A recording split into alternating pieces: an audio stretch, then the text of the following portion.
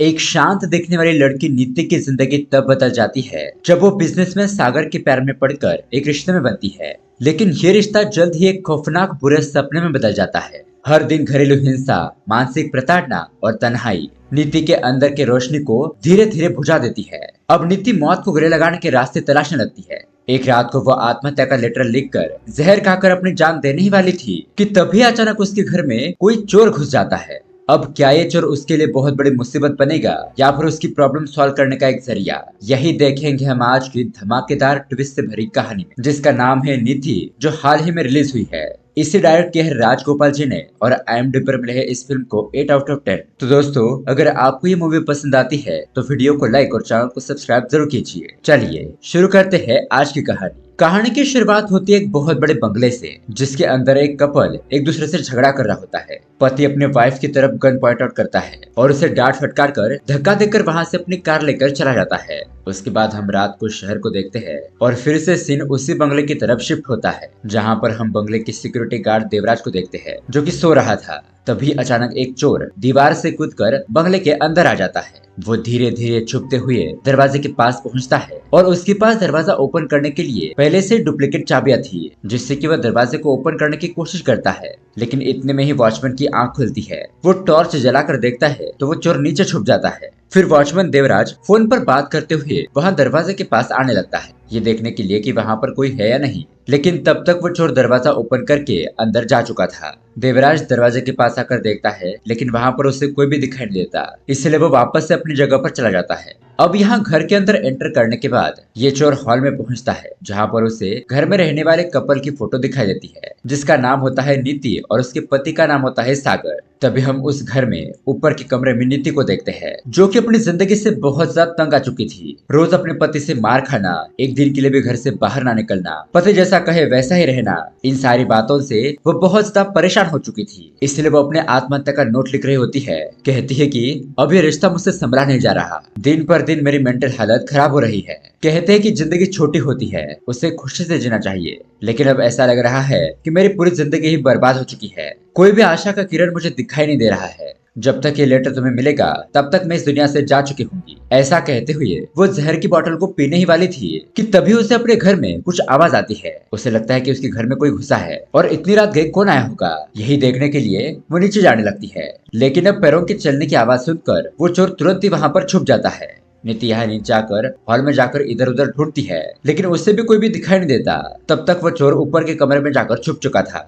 अब यहाँ नीति भी ऊपर आते हुए अपने कमरे में जा रही थी और तभी अचानक उस चोर का फोन बजता है, जिसे वो तुरंत ही बंद कर देता है। लेकिन अब नीति ने फोन बजने की आवाज सुन ली थी। नीति वहां साइड के कमरे का दरवाजा ओपन करके अंदर जाकर देखती है तो तभी वहां से वो चोर भागने की कोशिश करता है। लेकिन अब नीति उसे देख लेती है और उसे पकड़ने की कोशिश करती है, पर वो चोर एक चाकू निकालता है, उसे डराने की कोशिश करता है, कहता है कि मेरा पीछा छोड़ दो। लेकिन नीति को तो उस चोर को पकड़ना था। अब इसी हाथापाई में वो चोर चाकू से उसके हाथ पर वार कर देता है, जिससे कि नीति के हाथ पर छोटी सी चोट लग जाती है। अब वो चोर तेजी से वहां से भागने लगता है, लेकिन फिर भी नीति उसका पीछा करते हुए उसे पीछे से धकेल देती है।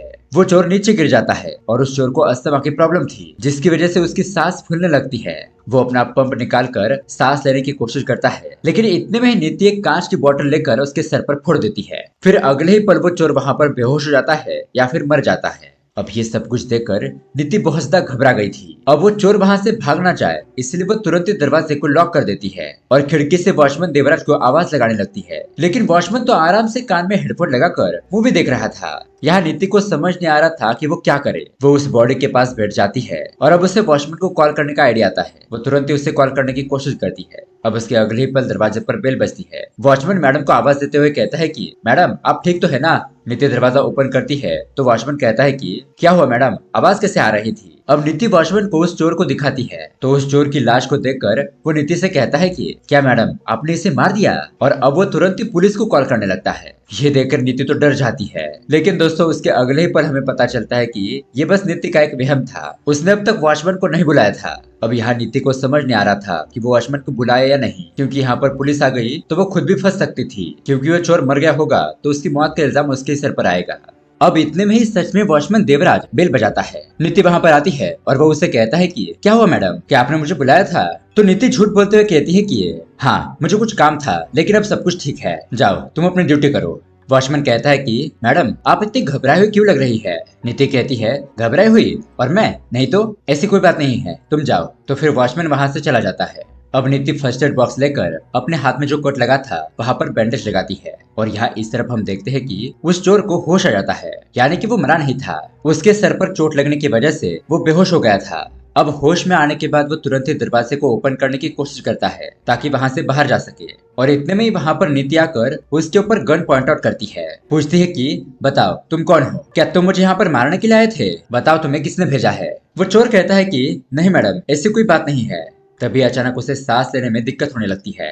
अब उसका इनहेलर तो नीति के पास था, वो उसे लौटा देती है और उससे सांस लेने पर वो थोड़ा ठीक हो जाता है। फिर वो बताता है कि नहीं मैडम, मैं आपको यहाँ पर मारने के लिए नहीं आया था, मुझे बस पैसों की जरूरत थी, इसलिए मैं यहाँ पर चोरी करने के लिए आया था, प्लीज मुझे माफ कर दो और दरवाजा ओपन कर दो, मुझे यहाँ से जाना है। नीति उसे कहती है कि नहीं, तुम यहाँ से नहीं जा सकते, मुझे तुम्हारी बातों पर यकीन नहीं है। अब चोर वॉचमैन को आवाज देने लगता है, लेकिन नीति उसे चुप कराती है। फिर वो उसे फर्स्ट एड बॉक्स लेकर अपने सर पर जो चोट लगी थी उसे बैंडेज लगाने के लिए कहती है। अब इतने में ही उस चोर का फोन बजने लगता है, तो निधि उसे कहती है कि फोन को स्पीकर पर रखो। तो घबराते हुए चोर फोन को पिक करता है और दूसरी तरफ से उसकी पत्नी बोल रही थी। वो कहती है कि आप कहाँ पर हो, मुझे आपकी बहुत ज्यादा याद आ रही है, जल्दी से घर पर आ जाइए ना। तो चोर बताने लगता है कि मैंने तुम्हें बताया तो था कि आज रात में घर पर नहीं आ पाऊंगा, कल सुबह आता हूँ, इसलिए तुम शांति से सो जाओ। तो उसकी वाइफ उसे किस देने के लिए कहती है और वह जल्दी से किस देकर कॉल को कट कर देता है। अब नीति उससे पूछती है कि बताओ तुम्हारा नाम क्या है। तो वो बताता है प्रताप। अब नीति उसका फोन मांगती है, कहती है कि मुझे फोन दो वरना मैं तुम्हें गोली मार दूंगी। तो प्रताप को अपना फोन देना ही पड़ता है। वो कहता है मैडम प्लीज मुझे यहाँ से जाने दो, मुझसे बहुत बड़ी गलती हो गई, मैं आइंदा चोरी नहीं करूंगा। नीति कहती है कि अच्छा तुम्हें क्या लगता है मैं तुम्हारी बातों में इतनी आसानी से आ जाऊंगी, तुमने क्या मुझे बेवकूफ समझ कर रखा है, रुको मैं अभी पुलिस को फोन करती हूँ। तो तब प्रताप उसके सामने हाथ जोड़कर गिड़गिड़ाने लगता है, रोने लगता है, कहता है कि प्लीज मैडम मैं कोई चोर नहीं हूँ, ये चोरी मुझे मजबूरी में करनी पड़ रही थी और मैं कोई प्रोफेशनल चोर भी नहीं हूँ, इसलिए मैं गलती से पकड़ा गया। प्लीज मैडम मेरी मजबूरी को समझिए और पुलिस को मत बुलाइए, अगर मेरी पत्नी को ये बात पता चल गई तो उसे बहुत बड़ा सदमा लगेगा, प्लीज मैडम मुझे जाने दो। तो दोस्तों अब यहाँ पर नीति एक बहुत ही शॉकिंग बात कहती है। वो कहती है कि अगर तुम यहाँ से बचकर बाहर जाना चाहते हो तो तुम्हें एक मेरा काम करना होगा। प्रताप पूछता है कि वो क्या है। नीति उसे बताती है तुम्हें मुझे मारना होगा। ऐसा कहते हुए वो प्रताप के हाथ में गन दे देती है। अब ये देखकर प्रसाद तो हैरान रह जाता है कि ये लड़की उसे मारने के लिए क्यों कह रही है। तो प्रताप वो गन फिर से लौटाते हुए कहता है कि मैं तुम्हें नहीं मार सकता, मैंने आज तक किसी को थप्पड़ भी नहीं मारा है, तो मैं किसी की जान कैसे ले सकता हूँ, प्लीज मैडम मुझे जाने दो। तो नीति उसे फिर से धमकाती है, देखो मैं पुलिस को बुला लूंगी। तो प्रताप भी कहता है ठीक है आप पुलिस को बुला लीजिए। ऐसा कहकर वो दरवाजे को ओपन करने की कोशिश करता है, लेकिन दरवाजा ओपन नहीं होता। इसलिए प्रताप ऊपर वाले कमरे में जाकर बालकनी से कूदकर बाहर भागने की कोशिश करता है, लेकिन उस साइड में तो वॉचमैन खड़ा था। अगर वॉचमैन ने उसे देख लिया तो वो पकड़ा जाएगा, इसीलिए वो फिर से घर के अंदर आ जाता है। वो नीति से कहता है कि प्लीज मैडम दरवाजा खोल दो और मुझे यहाँ से जाने दो, लेकिन नीति दरवाजा ओपन नहीं करती। तो प्रताप देवराज को आवाज देने लगता है और यहाँ वॉचमैन फोन पर किसी से बात कर रहा था। तभी उसे कुछ आवाजें सुनाई देती है।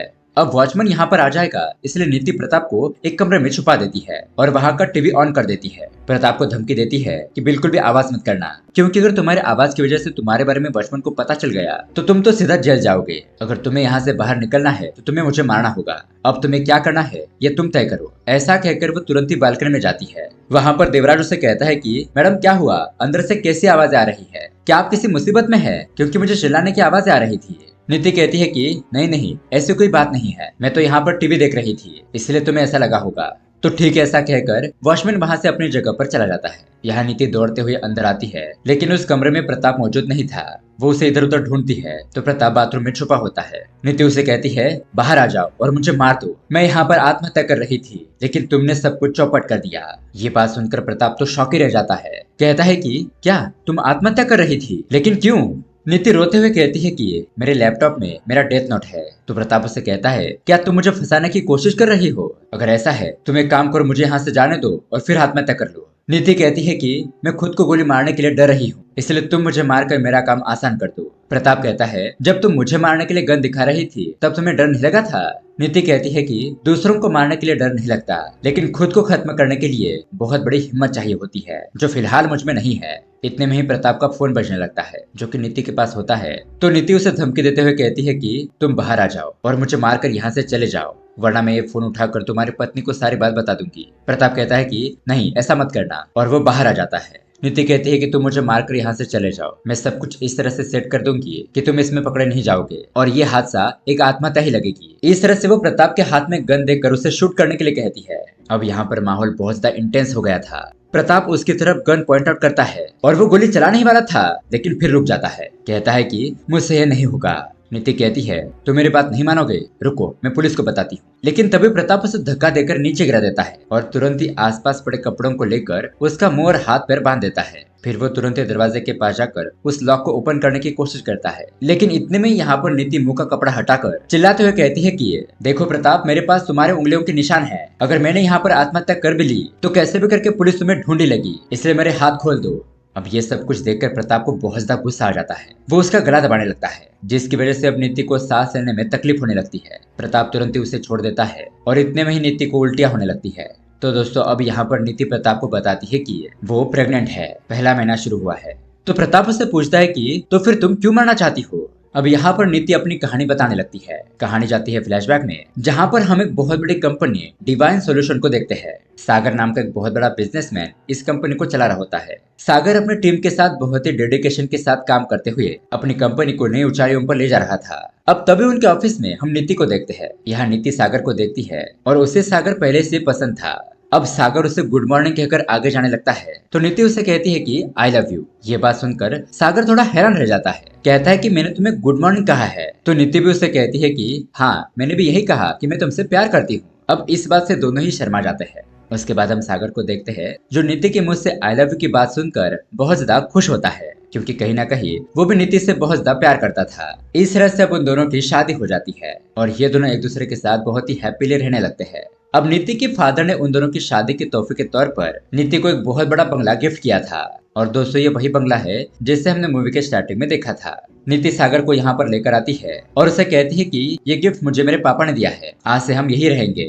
अंदर जाकर हम देखते हैं तो नीति ने पहले से इस घर को बहुत ही अच्छे तरीके से सजा लिया था, जिसे देखकर सागर भी बहुत ज्यादा खुश हो जाता है। इस तरह से ये लोग उस घर में बहुत ही प्यार से रहने लगते हैं। अब शुरुआत है कि कुछ महीने तो अच्छे तरीके से बीत जाते हैं और एक दिन ये लोग आपस में चेस खेल रहे थे। तभी यहाँ पर सागर को मंजू चाचा का कॉल आता है और वो उन्हें बहुत ही बैड न्यूज बताते हैं। यहाँ नीति उससे पूछती है कि क्या हुआ सागर, तुम इतने परेशान क्यों लग रहे हो। सागर उससे बताता है कि तुम्हारे पिताजी का एक्सीडेंट हो गया और अब वो इस दुनिया में नहीं रहे। ये बात सुनकर नीति बहुत ज्यादा दुखी हो जाती है, फुट फुट कर रोने लगती है, क्योंकि अब उसका सबसे बड़ा सहारा जा चुका था। लेकिन दोस्तों उसके कुछ दिनों बाद नीति के लाइफ में बहुत बड़ी प्रॉब्लम आने लगती है। अब नीति सागर को उसके लिए ड्रेस निकाल कर देती है, कहती है कि इस ड्रेस को पहन कर जाओ, तुम मीटिंग में बहुत ही अच्छे लगोगे। लेकिन अब सागर पहले जैसा बिल्कुल भी नहीं था। वो नीति की बात नहीं मानता और दूसरा शर्ट पहन लेता है। नीति उसके लिए नाश्ता लेकर आती है, लेकिन वो उसे बिना खाए ही चला जाता है। अब कुछ दिन बाद रात को सागर लैपटॉप पर कुछ काम कर रहा होता है। नीति उसके पास आती है और उसे प्रेग्नेंट होने की न्यूज देती है और उसे लगा था कि सागर ये देखकर बहुत ज्यादा खुश हो जाएगा, लेकिन वो तो इस बात पर कोई भी रिएक्शन नहीं देता और गुस्से से वहां से चला जाता है। अब ये देखकर नीति बहुत ज्यादा दुखी हो जाती है। पहले तो उसे लगा था कि ऑफिस में बहुत ज्यादा वर्कलोड होने की वजह से सागर उसके साथ ऐसा बर्ताव कर रहा है, लेकिन दोस्तों यहाँ पर तो बात कुछ और ही थी। सागर एक दिन कॉफी पी रहा होता है, तब नीति उसके फोन पर फोटो दिखाते हुए कहती है कि बताओ ये कौन है जिसे रात में तुमने 2 घंटे तक बात की है, ये ऑफिस की वो सेक्रेटरी है ना, उससे तुम इतनी सारी बातें क्यों कर रहे हो। सागर नीति को बताता है कि उसका नाम रागिनी है और हम दोनों रिलेशनशिप में है। नीति उससे पूछती है कि तो फिर तुम्हारे साथ मेरा रिलेशनशिप है वो क्या। सागर उससे कहता है कि वो सब कुछ मैं कुछ नहीं जानता, मैं तो बस तुम्हारे साथ हूँ तुम्हारे पैसे और प्रॉपर्टी के लिए, वो मिलते ही मैं तुम्हें छोड़ दूंगा। ऐसा कहकर वो वहां से चला जाता है। उसके बाद हमेशा उन दोनों में झगड़ा होते रहता। सागर नीति को कहीं बाहर नहीं जाने देता, उसे बंगले के अंदर ही कैद कर देता है। उसे ऐसा फोन देता है जिससे कि वो सिर्फ वॉचमैन को ही कॉल कर सकती थी। और अब इस घटना के बाद नीति पूरी तरीके से टूट चुकी थी, क्योंकि सबसे ज्यादा प्यार करने वाले उसके पति ने ही उसका दिल तोड़ दिया था। सागर नीति से जबरदस्ती उसके प्रॉपर्टी पेपर पर साइन करवाने की कोशिश करता है, लेकिन वो उन पेपर पर साइन नहीं करती, क्योंकि साइन मिलते ही वो उसे छोड़ देगा। अब जबरदस्ती तो वो सिग्नेचर नहीं ले सकता था। उसके बाद एक दिन नीति सागर को फोन पर बात करते हुए सुनती है कि सागर कहता है मैं 2 दिन के लिए मुंबई जा रहा हूँ और तब तक इसका काम तमाम कर देना। अब ये बात सुनकर नीति बहुत ज्यादा दुखी हो जाती है। अब यहाँ पर हम प्रेजेंट में आते हैं और नीति यहाँ पर उस चोर को ये सारी बातें बताकर बहुत ज्यादा रोने लगती है। अब प्रताप उससे कहता है कि तुमने खुद को मारने का तो फैसला ले लिया है, लेकिन इसमें उस बच्चे का क्या कसूर है। नीति कहती है कि ये प्रॉपर्टी सागर को मिलने के बाद वो मुझे धक्के मारकर निकाल देगा, तो फिर मैं इस बच्चे को कैसे संभालूंगी। इसलिए हम दोनों ही एक साथ मर जाएंगे तो पूरी प्रॉब्लम ही खत्म हो जाएगी। प्लीज तुम मुझे मार दो। पहले हम इस घर में तुम्हारे उंगलियों के निशान मिटा देते हैं, जिससे कि तुम्हें कोई भी पकड़ नहीं पाएगा। फिर तुम मुझे मार देना और मैं इस घटना को एक आत्महत्या की तरह दिखाऊंगी। उसके बाद वो दोनों तुरंत ही उस घर को क्लीन कर देते हैं ताकि प्रताप के फिंगरप्रिंट्स ना मिले। उसके बाद नीति उसे गन देती है और उसे मारने के लिए कहती है। प्रताप कहता है कि मुझे माफ कर दो, मैं नहीं मार सकता। तो अब नीति खुद को ही मारने की कोशिश करती है, तो प्रताप तब भी उसे रोकता है और कहता है कि तुम पुलिस के पास जाकर कंप्लेंट क्यों नहीं करती। नीति कहती है कि मेरा पति एक बहुत बड़ा बिजनेसमैन है, उसकी बहुत ऊपर तक पहचान है, इसलिए पुलिस भी उसके खिलाफ कोई भी एक्शन नहीं लेगी, इसलिए उसका कोई फायदा नहीं है। तुम मेरी बात समझ नहीं सकते। अब जिंदगी जीने के लिए मेरे पास कोई भी वजह नहीं है। तो प्रताप उसे कहता है कि मैं तुम्हारी बात अच्छी तरीके से समझता हूँ, और वो उसे बताता है कि मैं यहाँ पर मजबूरी में चोरी करने के लिए आया था। मुझे अस्थमा की बहुत बड़ी बीमारी है, जिससे कि बहुत सारे डॉक्टरों ने मुझे कहा कि तुम बच नहीं सकते। लेकिन एक डॉक्टर ने कहा कि तुम्हारा इलाज हो सकता है, लेकिन इसके ऑपरेशन में बहुत सारा खर्चा आएगा। अगर ये ऑपरेशन नहीं किया गया तो मैं 1 महीने के बाद मर जाऊंगा। उसके बाद मेरी पत्नी और मेरे बच्चे अनाथ हो जाएंगे। फिर उनका क्या होगा? यही सोचकर मैं जिंदा रहने के लिए चोरी करने के इरादे से यहाँ पर आया था। भगवान हमें वो नहीं देते जो हम उनसे मांगते हैं, भगवान हमें वो देते हैं जिसकी हमें जरूरत होती है। इस तरह से वो रोते हुए अपनी कहानी बताने लगता है। अब उस चोर की परेशानी देखकर नीति उससे कुछ पैसों के बंडल देती है। कहती है कि इन पैसों से तुम्हारी मदद हो जाएगी और तुम तो अपनी जिंदगी में अच्छे तरीके से जी पाओगे। मुझे पता नहीं मेरे साथ आगे क्या होगा, लेकिन तुम तो अपने परिवार के साथ अच्छे से खुश रहना। तो प्रताप कहता है कि मैडम, तुम्हारी जिंदगी तो तुम्हारे पेट में है, तुम तुम्हारे बच्चे के साथ जी सकती हो। तुम मेरी मदद कर रही हो, इसलिए तुम मेरे साथ चलो, मैं तुम्हें कुछ नहीं होने दूंगा। तो नीति उसे कहती है कि मैं तुम्हारी बातों पर यकीन कैसे करूं? प्रताप कहता है अगर गन हाथ में देने के बाद भी आप जिंदा हो तो फिर तुम मुझ पर यकीन कर सकती हो। तो नीति कहती है ठीक है, मैं कपड़े चेंज करके आती हूँ। अब वहाँ पर डाइनिंग टेबल पर गन रखी होती है और उस गन को लेकर प्रताप हॉल में आता है। अब इतने में ही वहाँ पर वॉचमैन आकर वो अनजान आदमी को देखता है और प्रताप को तुरंत ही पकड़ लेता है। उन दोनों में हाथापाई होने लगती है और प्रताप गोली चला देता है, जिससे कि वॉचमैन मारा जाता है। तभी वहाँ पर नीति आती है और उसे कहती है कि ये तुमने क्या कर दिया, अब हम क्या करेंगे। प्रताप भी वॉचमैन को मरा हुआ देखकर बहुत ज्यादा घबरा जाता है। कहता है कि ये सब कुछ मेरे हाथों से गलती से हो गया। अब उसके बाद ये दोनों वॉचमैन की लाश को सागर के एक सीक्रेट कमरे में छुपा देते हैं और वहाँ नीचे खून के धब्बों के निशान मिटा देते हैं। और जब ये लोग उस सीक्रेट दरवाजे को लॉक कर रहे होते हैं, तभी दरवाजे पर बेल बजती है। अब नीति प्रताप को छुपने के लिए कहकर बाहर देखने के लिए जाती है, तो वहाँ पर पुलिस आ चुकी थी। पुलिस बताती है कि हम यहाँ रास्ते से पेट्रोलिंग करते हुए जा रहे थे, तो हमने गन चलने की आवाज सुनी, इसलिए यहाँ पर आ गए। नीति कहती है कि नहीं नहीं, यहाँ पर ऐसी कोई बात नहीं है। लेकिन फिर भी वो लोग यहाँ पर छानबीन करने लगते हैं, तो वहाँ पर उन्हें गन और चाकू मिलता है। नीति बताती है कि ये तो मेरे पति की गन है, उनके पास लाइसेंस भी है और ये चाकू तो हर घर में होता है। उसके बाद छानबीन करते हुए पुलिस वालों को वो सीक्रेट कमरा भी मिलता है और वो लोग अंदर देखते हैं, लेकिन वहाँ पर कोई नहीं था। ये देखकर नीति भी शॉक रह जाती है कि वॉचमैन की लाश यहाँ से कहाँ गई। अब उस घर में कुछ भी सस्पिशियस ना मिलने पर पुलिस ठीके से कहकर वहाँ से चली जाती है। उसके बाद प्रताप भी बाहर आता है और वो और नीति सोचने लगते हैं कि वॉचमैन की लाश कहाँ गई। लगता है हमारे अलावा भी इस घर में कोई है, इसलिए वो लोग उसे इधर उधर ढूंढने लगते हैं, लेकिन उन्हें कोई भी नहीं मिलता।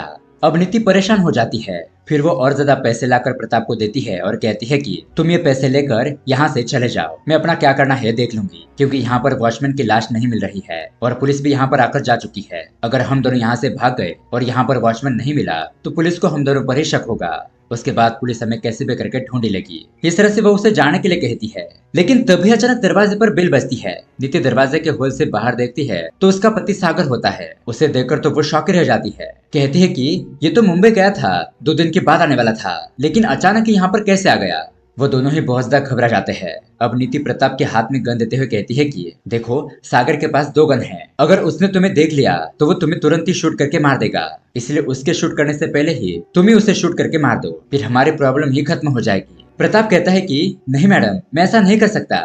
नीति कहती है कि हमारे पास और कोई चारा नहीं है। अब दरवाजा ना ओपन होने पर सागर अपनी चाबी से दरवाजा ओपन करके अंदर आता है। अब घबराए हुए हालत में सागर को देखते ही प्रताप उसके ऊपर गोली चला जाता है और सागर की वहीं पर मौत हो जाती है। लेकिन दोस्तों, अब यहाँ पर आता है बहुत बड़ा ट्विस्ट। दरअसल ये सब कुछ खेल नीति ने रचा था। नीति यहाँ पर अपना असली चेहरा दिखाते हुए प्रताप से कहती है कि मेरे बिना कुछ किए सागर की मौत हो गई है और अब मुझे जेल भी जाना नहीं पड़ेगा। इस हत्या में तुम फंसोगे और मैं यहाँ पर सारी प्रॉपर्टी और पैसों को एंजॉय करूंगी। इस गन पर तुम्हारे उंगलियों के निशान है, तो यह हत्या तुमने ही की है, यह मैं साबित कर दूंगी। तो प्रताप यहाँ पर ये सब कुछ देखकर शॉक रह जाता है। वो कहता है कि मैडम, आप ये क्या बोल रहे हो? मैंने आपको बचाने की कोशिश की है, आप मेरे साथ ऐसा कैसे कर सकती हो? नीति कहती है कि मैं खुद को बचाने के लिए कुछ भी कर सकती हूँ। तो गुस्से में प्रताप उसे कहता है कि मैं इस गन से तुम्हें मार दूंगा।